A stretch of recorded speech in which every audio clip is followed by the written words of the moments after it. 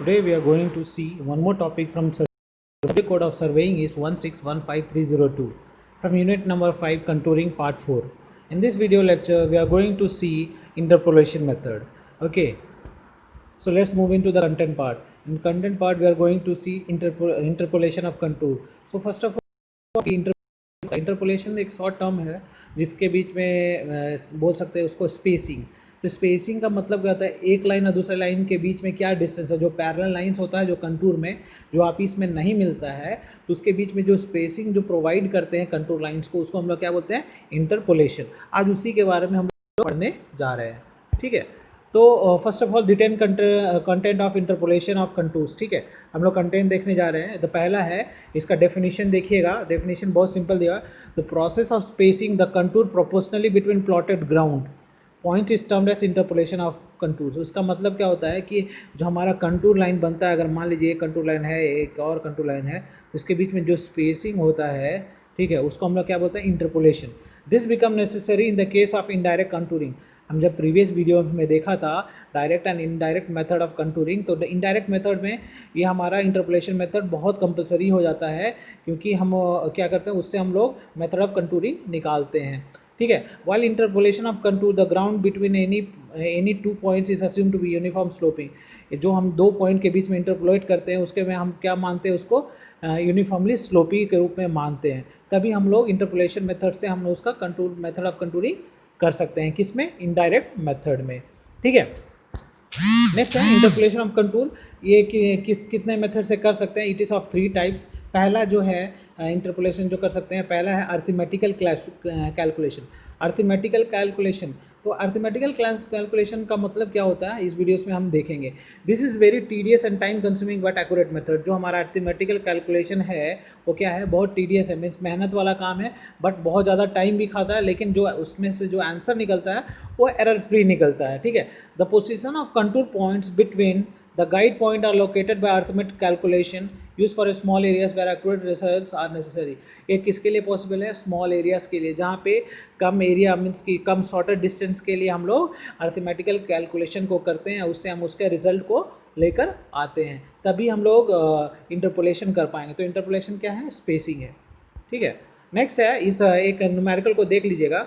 जो हमारा न्यूमेरिकल दिया हुआ है, find distance from A for A contour of 99 meter elevation. ठीक है, एक एलिवेशन है, कितना है, 99 elevation. Note square is 10 × 10 meter. जो हमारा जो स्क्वायर बना हुआ है देख सकते हैं, ये सब स्क्वायर बना हुआ है, ये स्क्वायर बना कितना है, 10 × 10 का है, that is 100. Okay, distance from A for A contour of 99. अगर डिस्टेंस यहाँ से लें और इसके बीच में लें तो हमारा क्या आएगा, 99 माइनस 98.75 डिवाइडेड बाय 100.75 माइनस फिर भी ए तक जाएगा 98.75. मीन्स हम इसका जो डिफरेंस आएगा हमारा कंटूर लाइन से, ये जो आ रहा है कितना आ रहा है, 1.25 मीटर. इसी को हम लोग ऐसे कैसे कैलकुलेट करते हैं, अर्थमेटिकल मेथड से हम इसको कैलकुलेट कर सकते हैं. ठीक है, तो आप इसको समझिएगा तो आपको समझ, जितना भी स्क्वायर है कितने का, 10 × 10 मीटर स्क्वायर का हमारा इस बॉक्स को बना हुआ है. ठीक है, नेक्स्ट है इंटरपोलेशन मेथड में ही अर्थमेटिक में, as we have seen the method is use very when high accuracy is required. Okay, and the scale of the map of intermediate is large. जो स्केल जो होता है लार्ज स्केल में अगर इस्तेमाल हुआ तो इस मेथड को इस्तेमाल करके अर्थमेटिक मेथड को हम लोग किसी लाइन के बीच में क्या निकाल सकते हैं, उसका स्पेसिंग को निकाल सकते हैं with the help of arithmetic calculation. और उससे हमारा क्या होगा, एलिवेशन ऑफ पॉइंट को आसानी से माप पाओगे. ठीक है, नेक्स्ट है जैसे कि आप एक और न्यूमेरिकल देख लीजिए अर्थमेटिकल कैलकुलेशन का. एक 2 लाइन है, as you can see in this diagram. तो क्या है, suppose A and B are 2 points at a distance of 30 meter. ये जो लेंथ दिया हुआ है ए वही का कितना दिया है, 30 मीटर का. And the reduce level of A and B कितना है, ए का आपका 25.45 मीटर एंड बी का आपका रिड्यूस लेवल क्या है, 27.54 meter respectively. Taking the contour interval as 1 meter. उसके बीच में जो कंटूर इंटरवल ले रहे हैं कितना है, 1 मीटर का ले रहे हैं. तो हमारा 25.45 है, तो हम लोग 26 और 27 को हम लोग कंट्रोल इंटरवल ले रहे हैं, as this is drawn up as you can see. Okay, और उसके बीच में हम लोग इंटरपोलेशन कर रहे हैं. The difference of level between A and B is, जो दोनों के बीच में डिफरेंस है कितना है, 27.54, that is 25.45 minus 27.54 minus it will be around 2.09 meter, जो हमारा आंसर में आया है. ठीक है। और the difference of level between A and 26 meter and A 27 meter is 0.55। और दोनों के बीच में ये जब हम माइनस करेंगे तो हमारा कितना आएगा 0.55 एंड 1.55 मीटर रेस्पेक्टिवली। अब हम इसको क्या करते हैं, हम इसको मल्टीप्लाई कर देते हैं। कैसे? 0.55 जो यहाँ पे देख सकते हैं 0.55 अपॉन 2.09 इंटू 30 मीटर, तो उससे हमारा क्या निकल जाएगा, डिफरेंस पता लग जाएगा। और उससे आसानी से क्या करते हैं, अर्थमेटिकल कैलकुलेशन से आप किसी भी एलिवेशन को मीन्स की डिस्टेंस को माप सकते हो और उसको प्लॉटिंग कर सकते हो। ठीक है, तो इसको हम लोग क्या बोलते हैं, अर्थमेटिकल कैलकुलेशन। नेक्स्ट है by graphical method, as the name suggest graphical. तो ग्राफ में हम इसको ड्रॉ करते हैं। आप जानते हैं जब भी किसी चीज़ को ग्राफ में ड्रॉ किया जाता है तो उसकी एक्यूरेसी हायर रहती है। Graphical method of interpolation is simpler as compare to arithmetical method and also result obtain is accurate as compare to, हम जो पहला किए थे, क्या किए थे हम लोग, अर्थमेटिकल मेथड से भी ज़्यादा इसका जो आंसर आता है एक्यूरेट रहता है। Out of the several graphical method the most common is given below. यही हमारा जो है उसमें से हमारा ये हम जैसे हम ग्राफ में हम लोग इसको प्लॉट कर रहे हैं। और द बेसिक डिफरेंसेस जो हमारा लिए है 5, 55, 60, 65, ये हमारा 5 का स्पेसिंग है और हमारा एक लाइन है ए और बी के बीच में हमने प्लॉट करा है। ठीक है, तो इसको हम लोग कैसे देखेंगे, देख लीजिएगा। As shown in the figure, suppose the control interval is 5 meter. The control interval में जो हमारा जो डिफरेंस दिया हुआ है 5 मीटर का इंटरवल दिया हुआ है, 5 मीटर, 5 मीटर एंड 5 मीटर का डिफरेंस है। Then on a piece of a tracing cloth और a tracing paper a number of parallel lines spaced as 0.5 metre. ये जो नंबर ऑफ ये लाइंस है इसके बीच में जो स्पेसिंग कितना है 0.5 meter, that is only 1/10 of the contour interval are drawn. Every 10th line is being thick. आप देख सकते हो जैसे कि हर 10वां लाइन को मोटा लाइन बनाया गया ताकि आसानी से आप डिटरमाइन कर सको। Suppose it is required to interpolate contour between 2 points A and B of elevation 51.5 meter and 62.5 meter respectively. दो को हम ले लिए 51.5 और 62.5 और इसको हमको इंटरपोलेट करना है। तो हमने एक दो को हम लोग क्या लिए, हम लोग वैल्यू लिए 5 मीटर का डिफ्रेंशिएट गए। तो ये हम लोग कब करते हैं, क्योंकि इसमें हाई एक्यूरेसी है और कंपेयर टू अर्थमेटिक ये थोड़ा ज़्यादा आसान भी है और प्लस ये लेस टाइम कंज्यूमिंग है।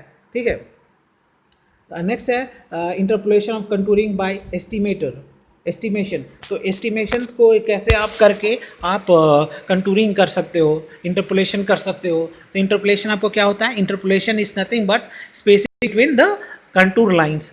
तो एस्टिमेशन से कैसे करते हो, the position of contour points between ground point are estimated रफली and the contour are drawn through this points. तो हमारा एक एस्टिमेशन में से एक मोल भाव के अनुसार हम लोग नापते हैं कि हम लोग इंटरपोलेशन कैसे कर सकते हैं। This is a rough method and is suitable for small scale map.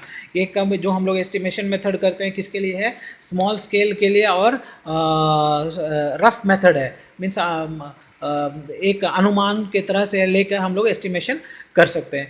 Accuracy of work depend upon the skill and experience of the surveyor. जब हम इसको एस्टिमेशन करते हैं तो किस पे एक्यूरेसी पे डिपेंड करता है, सर्वेयर का। वो अपना उसका एक्सपीरियंस ही वहाँ पे बात करता है कि वो उसको पता रहता है कि यहाँ पे कितना काटना है मिट्टी को, यहाँ कितना मिट्टी को भरना है, उसके अनुसार से ही वो अपना कैलकुलेशन को करता है। ठीक है, तो इंटरपोलेशन मेथड में हम लोग 3 प्रकार का देखा। कौन कौन सा देखा, पहला हम लोग देखा अर्थमेटिकल मेथड, दूसरा ग्राफिकल एंड तीसरा एस्टिमेशन मेथड। तो इस मेथड्स को इस्तेमाल करके हम लोग क्या करते हैं, हम लोग इंटरपोलेशन ऑफ कंटूर्स करते हैं। ठीक है, तो आपको क्या ध्यान में रखना होगा जब हम इस टाइप का क्वेश्चंस को पढ़िएगा, इंटरपोलेशन ऑफ कंटूर, तो इसमें आपको बेसिक डेफिनेशंस आपको पता होना चाहिए। तो मैं रिपीट कर रहा हूँ, बेसिक डेफिनेशन क्या है, spacing between the contour lines is known as interpolation.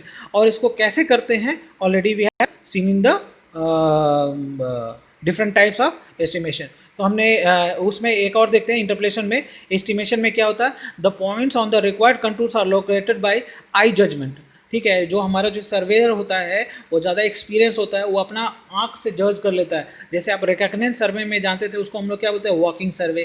तो उसमें आप लोग अनुमान लगाते हैं। सिमिलरली इसमें भी अनुमान लगा के और estimation between points whose elevation already known, उसको पहले से पता रहता है कि इस पॉइंट्स का एलिवेशन कितनी है, और उसको आसानी से मैपिंग करके स्मॉल स्केल मैप से और ऑफ एरिया पे आप लोग इसका एस्टिमेट को निकालते हो। ठीक है, तो उससे आपको पता लग जाता है कि आप जो एस्टिमेशन कर रहे हो, जो आप निकाल रहे हो, वो करेक्ट है कि नहीं है। तो इंटरपोलेशन क्यों इम्पोर्टेंट है, ताकि आपको पता लग जाएगा कि जो हमारा स्पेसिंग है हर एक कंटूर लाइन में कितनी है। ठीक है, तो हम नेक्स्ट देखेंगे। तो हमने क्या देखा इस वीडियो क्लास में?